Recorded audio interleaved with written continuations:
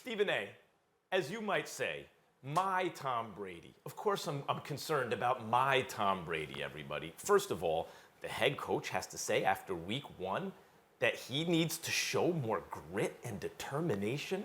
He said that to Tom Brady? Tom Brady needs to show more grit. I guess the coach feels like he needs to motivate him by publicly humiliating him, right? Like what? Bruce Arians, known as a nice guy, has to publicly humiliate Tom Brady. He feels like it's that desperate that he's got to do that to his quarterback? Well, let's see why. Maybe it's because for the first time ever, Tom Brady 43 and Drew Brees 40, like two post-40 quarterbacks are playing each other in the NFL, right? Like that's not supposed to happen because every single rule protects the quarterback. They're much less likely to get injured now than they were once upon a time. And so eventually they are going to fall down the ravine, let's say. And maybe there's some concern about that Brady needs the extra motivation because he's ancient. He's 43 years old. Maybe it's some concern because he ain't in the AFC East no more. You know, that's all. P.J. Lossman, whoever he thought he was going to face in the AFC East, you're not going to face Ryan Fitzpatrick every other day like you did in the AFC East. Do you realize the quarterback considered the worst in the division is probably at this moment Teddy Bridgewater, who has won twice as many games as he's lost throughout his NFL career and is still in his physical prime? That's the worst guy. That would be one of the best guys Brady would ever have to face in the AFC East. Not there anymore, no. No, it's Drew Brees and Matt Ryan now. It's a different kind of animal. Not in Bill Belichick's system, right? That's not there anymore. It's not going to be, hey, he's the greatest system quarterback of all time, the system being the Patriot way and Bill Belichick. No. Now he's got to learn new things. Can't blame the weapons. Got weapons everywhere he looks, right? Everywhere he looks. There's weapons. That's what everyone was talking about during the offseason. Oh my God, Mike Evans and Godwin, and look at all the tight ends. O.J. Howard, people remember what they were saying about him out of college? And you got Brady, and you got Gronk, and you got name brand running backs, and you got a defense. You got all that, and the coach after day 1 has to say out loud about Tom Brady, he needs to show more grit and determination. The only reason you say that is if you feel that dude needs to be motivated. Why did Brady leave Belichick?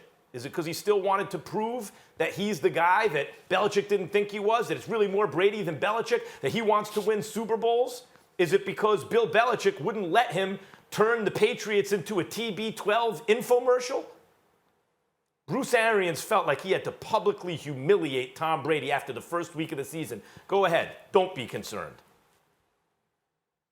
Professor Kellerman, you know, sometimes the most excruciating part about listening to you is just the length of having to listen to your drivel. You bring up stuff like fake news or low-quality information, and that's exactly what the hell you just gave our audience. Fake news and low-quality information. So let me get this straight. You haven't had a preseason game. You haven't had a preseason game.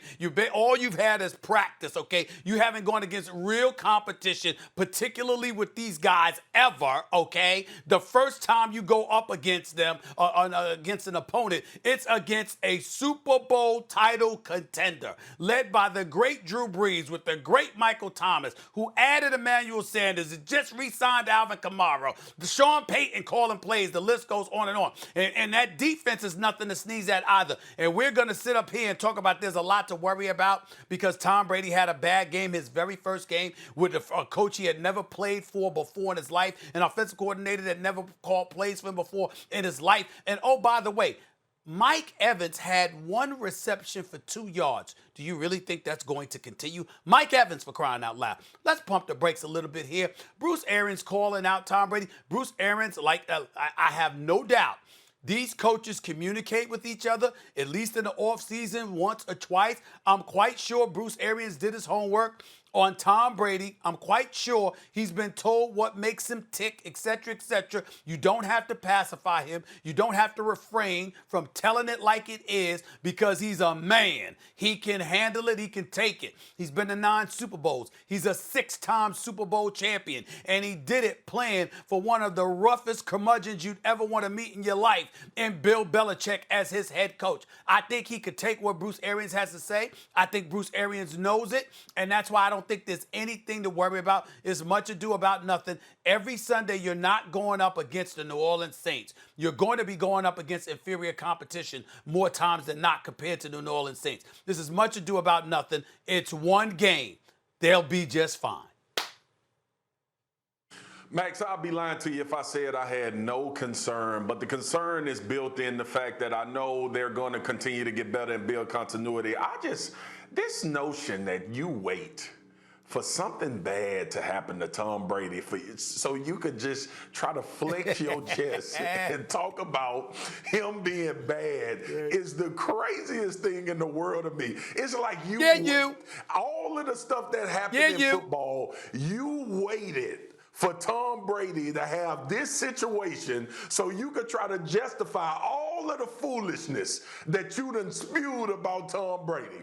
It's Belichick's system. Somebody had to execute it, Max. Somebody had to go out there and actually play the game and execute the things that were needed to have success. That was New England. Tampa, to Stephen A's point, listen, I expected them to look better than they look, but I'm not alarmed. We talking about the greatest quarterback to ever play the game. There is no doubt about it that is Tom Brady. He also is 43. There are some things you can't ask him to do. You can't ask him to throw that pass anymore to the sideline on an out from the opposite hash against Jack Rabbit. That's a bad pass. Don't get me wrong, but don't ask him to do that. Bruce Arians needs to also look at himself in the mirror and ask, what do I need to do? Maybe I should try to get the run game going a little bit more for Tom Brady, who's 43. Maybe him and Mike Evans aren't on the same page yet. When he's going across the middle, he throws the ball miscommunication. Listen, this is football 101. This is no offseason to that point. This is no preseason games. They're figuring things out on the go. Listen, they are fine. Thanks for watching ESPN on YouTube. For live streaming sports and premium content, subscribe to ESPN+.